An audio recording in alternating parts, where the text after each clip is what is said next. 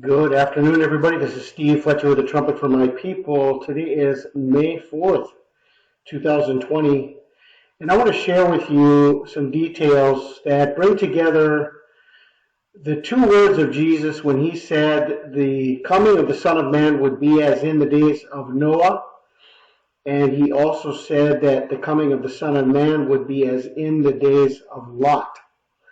So I want to share with you some details that bring together the days of Noah and the days of Lot at one time frame. Genesis 7:11 says, "In the 600th year of Noah's life, on the 17th day of the second month, on that day all the springs of the great deep burst forth, and the floodgates of the heavens were opened. The day of the flood, the second month and the 17th day." Then it goes on to say in Genesis 19:24 and 25, "Then the Lord rained on Sodom and on Gomorrah brimstone and fire from the Lord out of heaven, and he overthrew those cities, and all the plain, and all the inhabitants of the cities, and that which grew on the ground." So we have here the two words of Jesus Christ, as in the days of Noah and as in the days of Lot. That is the way the coming of the Son of Man will be. Now, the flood began on the 17th day of the second month, and although we don't have a date of the burning of Sodom and Gomorrah through brimstone and fire, which could have been caused by asteroids and meteors that were coming upon the earth, especially over Sodom and Gomorrah and the five cities of the plain. And so what we have right now is we have the day of Noah is coming up, which is going to be on the 11th of May to the 12th of May. This is the day of the flood, the 17th day of the second month. But at the same time, I want to share with you that we have meteor showers, actually the earth going through a debris field on this day. So what is bringing my attention is that Jesus said his coming would be as in the days of Noah, and it would be as in the days of Lot. So what is really striking me as a very powerful message and a very powerful sign to us is that on the day of the flood, the 17th day of the second month, we have fire and brimstone coming through, earth going through a debris field. Okay, so what I'm seeing here is that the days of Noah and the days of Lot are really coinciding as the asteroid shower and the debris field is coming upon the earth in the exact day that the flood began. So I want to share with you some information from 3 different videos. I will just share little clips from these videos about the information they are bringing forth, and I will leave the links for you of these 3 videos for those who want more information about what is coming on the earth starting on around May 12th, okay? So this is what is catching my attention. On the day of the flood, Earth is going through an asteroid debris field, okay?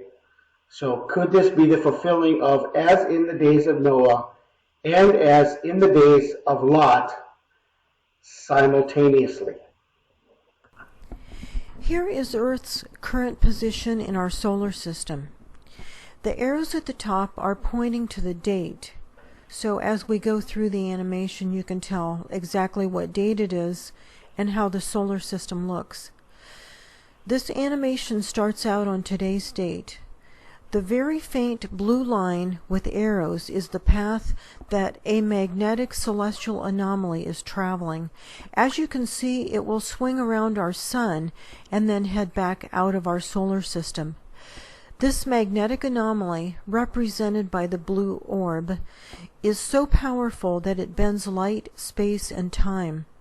Earth won't collide with this object, but we will be passing close enough in mid-May to experience a dramatic increase in earthquakes, volcanic activity, and the heating up of Earth's molten core.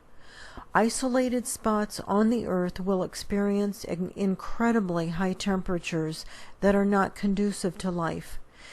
This magnetic object has halted the rotation of other planets in our solar system as they have passed by it, and Earth will fall prey to the same effect. This is one of two sources that will create violent roaring of waves, fulfilling a Bible prophecy that Jesus states in Luke 21:25, when he describes the roaring of the waves in the last days. These are all biblical judgments that are coming upon an earth full of sin and abominations. In a minute, we will review several recent meteorites that have either hit Earth or exploded very close by. But first, we will look at why there is an upswing in meteorites. If you look at the animation, you'll see that shortly after we pass by the powerful magnetic anomaly, Earth will pass through an asteroid debris field. Since Earth is 75% ocean, most of these asteroids will fall into the oceans, once again fulfilling the prophecy of the roaring waves in the last days. We will be passing through the asteroid debris field sometime between June and August of this year. The asteroid debris field is another judgment upon this world. We are starting to see an increase in the number of meteorites hitting the Earth and exploding close by. The Megaquake 2020 conference, it was really good. Mike even spoke on May and had correlating data on fireballs, debris, meteors, meteorites, etc. Here's a little bit of an overview on some of the data Mike gave during the conference as it correlates with our data and what we've been seeing and saying as well. Okay, magnetic north will change severely within about 5 months. Magnetism impacts our brains in a very big way, and in about 2 months we will have a test of this.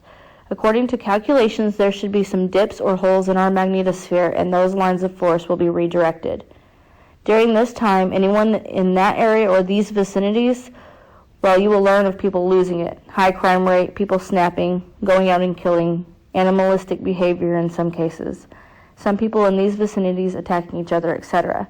So all of that can be caused by the magnetic lines of force snapping and being gone in some places. These events of field line snapping are short-term and could only last about an hour or so, but that's all it takes for someone to go mad or kind of short-term madness. So going temporarily insane in the vicinities where the magnetic field lines snap. But this is a reminder that we are watching for strong magnetic disturbances. Okay, so surrounding the May 12th date. Remember, oddly enough, in May of 2019, I posted the date May 12th, 2020. I heard the words May 12th, 2020, but no other details were given. Just a date in my head. It was really weird. One of the very few times that's ever happened to me.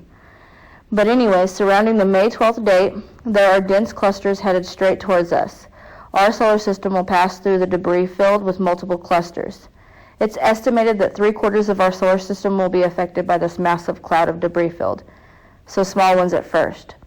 Okay, I'll be watching the moon as much as possible with my telescope when I can surrounding the given time frames. Okay, so here's the bad part. If that trajectory brings the smaller clusters in proximity with the Earth and our moon system, that would mean that about a month and a half later, the bigger ones will be coming in behind it. So watching June and July for some of the ones behind it. I would extend that through August, and that's because that's the front side alignment with the brown dwarf system.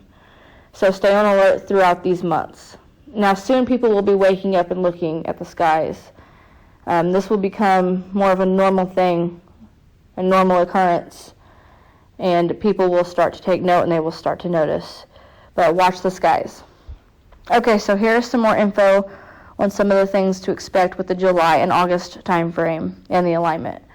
Not only do we have to deal with heightened volcanic and earthquake activity due to the front side alignment with the brown dwarf system and the wild weather patterns and changing of the jet stream, but we will also have to deal with magnetic anomalies and magnetism, as mentioned earlier. Remember, this can drive a person mad. Magnetism is a very bad thing. Not only that, but also people's dreams. Super vivid dreams and not being able to sleep. So dreaming more than normal and very vividly. This will also be heightened in July and August due to magnetism.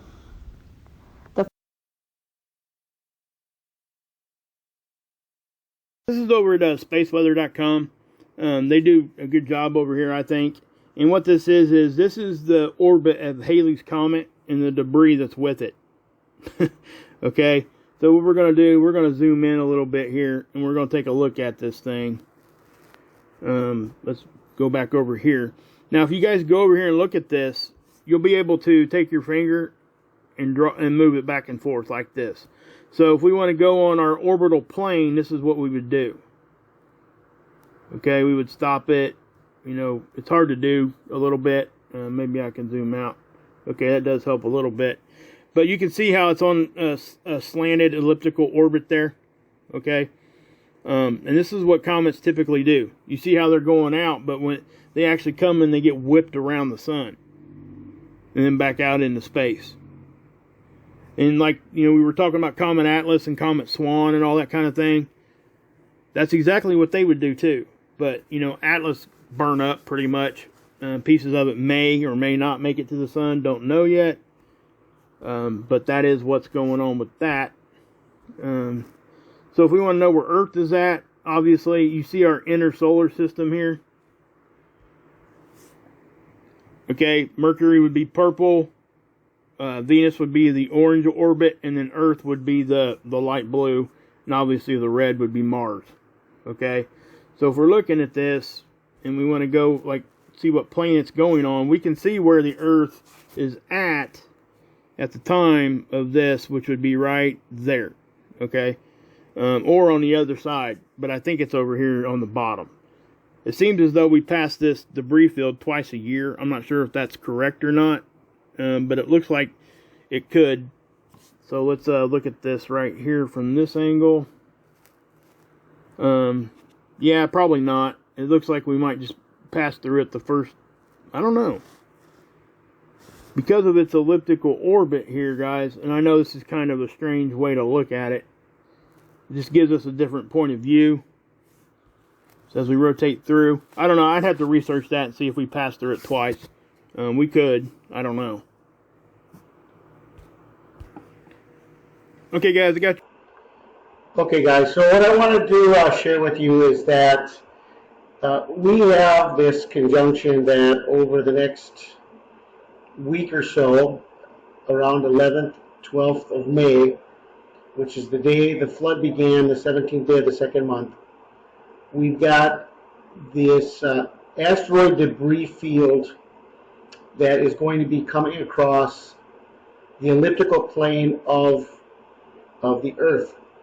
And so we have this conjunction between as in the days of Noah, and we have as in the days of Lot, with hailstorms, fire and brimstone, meteors, asteroids coming across the Earth. And so I just wanted to give you this information with the 3 links to these videos. They have a lot more information.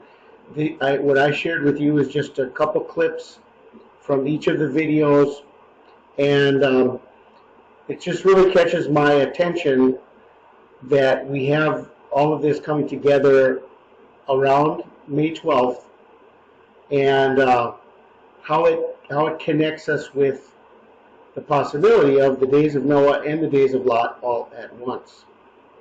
So that is what I wanted to share with you guys, and just keep looking up. Jesus is coming for his bride any day now, and we want to be ready at all times. God bless. This is Steve Fletcher with the Trumpet for My People, the sign of his coming revealed.